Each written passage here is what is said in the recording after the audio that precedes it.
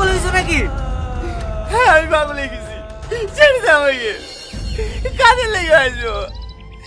2 বছরের ছেলেতেই তো দাদি মরে গেছে, তবু আমি কি করিনি, ছেলে দুটোকে মানুষের মতন মানুষ করে তুলেছি, কোনোদিনও বাইরে আমার বুঝতে দিইনি।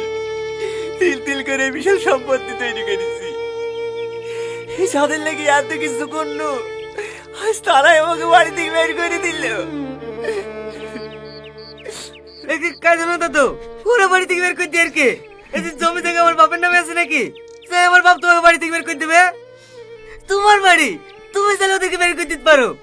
চলো তো বাড়ি চলো। না যাবো না,